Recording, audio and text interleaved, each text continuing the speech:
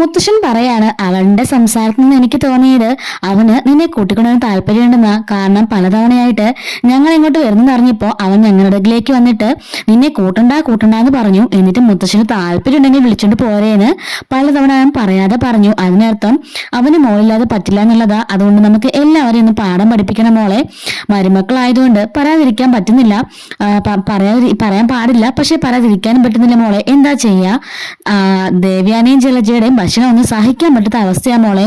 എങ്കിലും ഞങ്ങൾ സഹിക്കും. കാരണം മോക്ക് വേണ്ടത് നല്ലൊരു ഭാവിയാ. ആദർശിനെ പോലെ ഇങ്ങനെ നിറമാറുന്ന ഒരു ഓന്തിനോടൊപ്പം അല്ല, ആദർശ് എന്ന പച്ചയായ മനുഷ്യന്റെ കൂടെയും അത് അവന്റെ സ്നേഹത്തിന്റെ കൂടെ മോള് ജീവിക്കണ്ടേ എന്നൊക്കെ പറയുന്നുണ്ട്.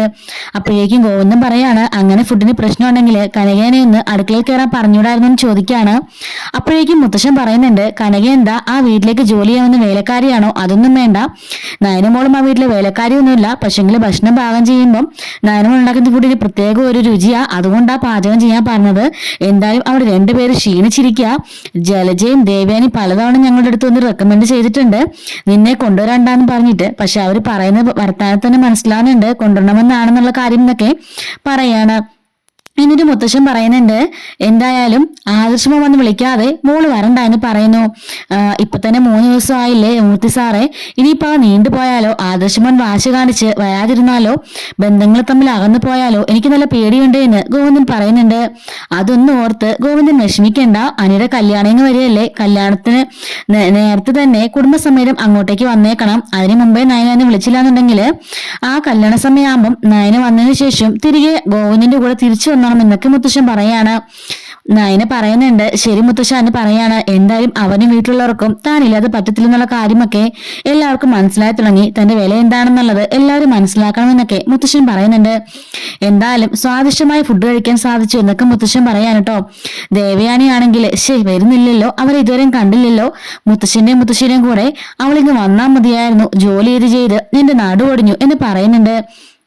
അപ്പോഴേക്കും അങ്ങോട്ടേക്ക് ജലജ ചോദിക്കാണ്, അത് ഏട്ടത്തി ആരെയും വെയിറ്റ് ചെയ്യുന്ന ചോദിക്കാണ്.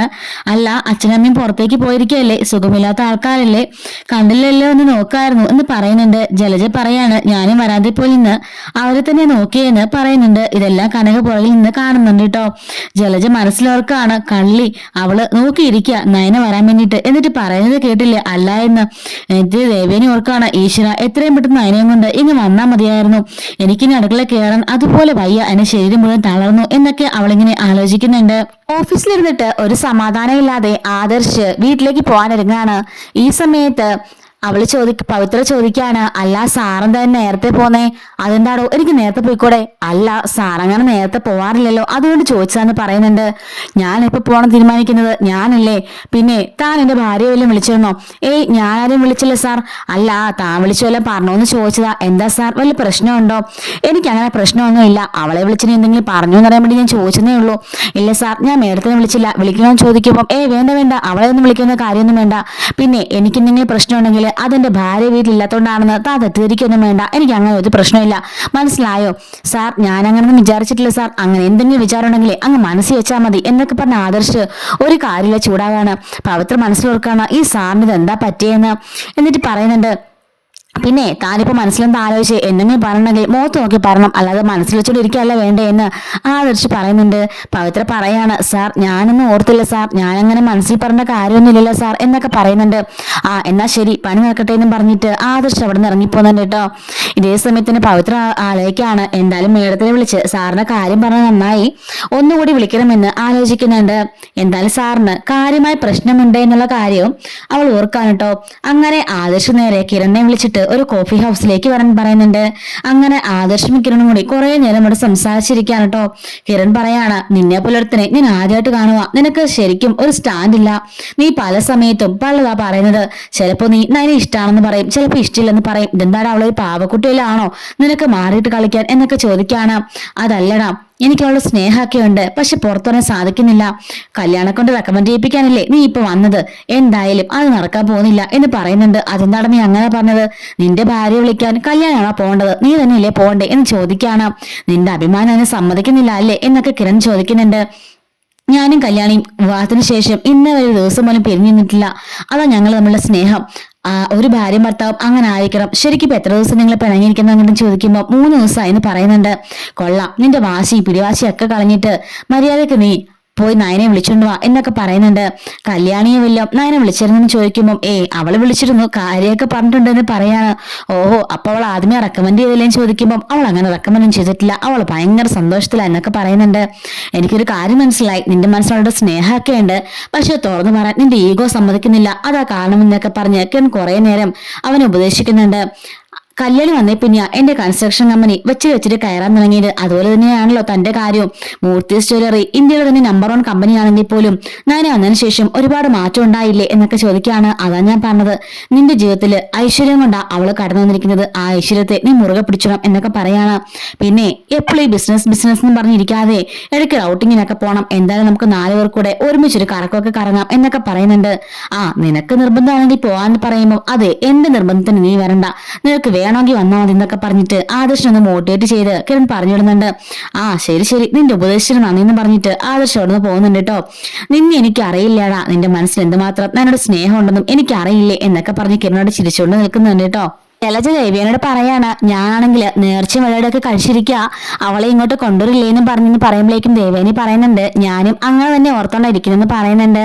പുറകിൽ നിന്നുകൊണ്ട് കനകം ഓർക്കാണ്, എനിക്കറിയില്ലേ രണ്ടാളുമാരുടെ മടിയൊക്കെ, എന്റെ മോള് വന്നിട്ട് വേണം അടുക്കളയിൽ ഇറങ്ങാൻ ഓർത്ത് രണ്ടെണ്ണം ഇരിക്കുവല്ലേ എന്നൊക്കെ പറഞ്ഞ് കനകം നിൽക്കുന്നുണ്ട്. അപ്പോഴേക്കും ഒരു വണ്ടിയുടെ സൗണ്ട് കേട്ടിട്ട് ജലജ പറയാണ്, ഒരു വണ്ടിയുടെ സൗണ്ട് കേട്ടല്ലോ, മിക്കവാറും അച്ഛനും അമ്മയും ആയിരിക്കും എന്നൊക്കെ പറഞ്ഞ് രണ്ടുപേരും സന്തോഷത്തുള്ളിച്ചാടി ഇരിക്കുകയാണ്. പക്ഷെങ്കിൽ വരുന്നത് ആദർശമായിരിക്കും കേട്ടോ. ആദർശന് കണ്ടപാടെ ദേവേനെ ചോദിക്കുകയാണ്, എന്താണ് ആദർശം നീ നേരത്തെ പോകുന്നത്, അങ്ങനെ വരുന്നല്ലോ എന്ന് ചോദിക്കുമ്പോൾ അമ്മ എനിക്കൊരു തലവേദന പോലെ, അതുകൊണ്ട് അച്ഛൻ അവിടെ നിന്നോളാൻ പോയിക്കോളാൻ പറഞ്ഞെന്ന് പറയുന്നുണ്ട്. ദേവേനെ ജലജ ചോദിക്കുന്നുണ്ട്, എങ്കിലും അങ്ങനെ നീ വരുന്നല്ലോടാ, ഇന്നെന്താ പറ്റും ചോദിക്കുമ്പോൾ സത്യമായിട്ടും എനിക്ക് സുഖമില്ല അപ്പച്ചി, അതുകൊണ്ടാണ് എന്നൊക്കെ പറയുന്നുണ്ട്. എന്താ മുത്തശ്ശൻ പോയിട്ട് കാര്യം എന്തായെന്ന് ചോദിക്കുകയാണ്. എന്ത് കാര്യം ചോദിക്കുമ്പോൾ അല്ല, മുത്തശ്ശനൊക്കെ കല്യാണം വിളിക്കാൻ പോയിരുന്നല്ലോ എന്ന് ചോദിക്കുകയാണ്. ദേവേനി പറയാണ്, കല്യാണം വിളിക്കാൻ പോകുന്ന കൂട്ടത്തില് അവളുടെ വീട്ടിലും കയറുന്നുണ്ട്, എന്തായാലും അവളെയും കൂട്ടി ഇങ്ങോട്ടേക്ക് വരണ്ടാന്ന് ഞാൻ മുത്തശ്ശനോട് പറഞ്ഞിട്ടുണ്ട് എന്ന് ദേവേനി പറയുന്നുണ്ട്. ആദർശ് പറയാണ്, ശരിയാ, ഞാൻ മുത്തശ്ശനിടയ്ക്ക് വിളിച്ചിരുന്നു, ഞാനും പറഞ്ഞു നിർബന്ധിച്ച് അവളെ ഇങ്ങോട്ട് കൊണ്ടുവരണ്ട എന്നുള്ള കാര്യം എന്നൊക്കെ ആദർശം പറയുന്നുണ്ട്. അങ്ങനെ 3 പേരുടെ മനസ്സിലും നയനെ കൊണ്ടുവരണമെന്നാണ് കേട്ടോ. പക്ഷെ ഈഗോ കൊണ്ട് 3 പേരും അത് പറയാതിരിക്കുകയാണ്. അപ്പോഴേക്കും മുത്തശ്ശന്റെയൊക്കെ കാറിന് സൗണ്ട് കേട്ടിട്ട് മുത്തശ്ശനൊക്കെ വന്നു തോന്നുന്നു ആദർശ് പറയുന്നുണ്ട്. അങ്ങനെ മുത്തശ്ശനെയും കയറി വരുന്നത് കണ്ട് 3 പേർ നോക്കി നിൽക്കാണ്. ആദർശ് മനസ്സിലോർക്കാണ്, ഈശ്വര നയനെ കൂടെ കാണണേന്ന്. ദേവേനും ജലജയും മനസ്സിൽ കരുതുന്നുണ്ട്, നയനെ കൂടെ കാണണേന്ന് കരുതിക്കൊണ്ട് നിൽക്കാണ്. പക്ഷെ മുത്തശ്ശൻ മാത്രമായിരിക്കും കേട്ടോ വരുന്നത്. അപ്പോഴേക്കും ആദർശ് ചോദിക്കാണ്, എന്താ മുത്തശ്ശ നിങ്ങൾ നയനെ കൂട്ടിയില്ലേ ചോദിക്കുന്നുണ്ട്.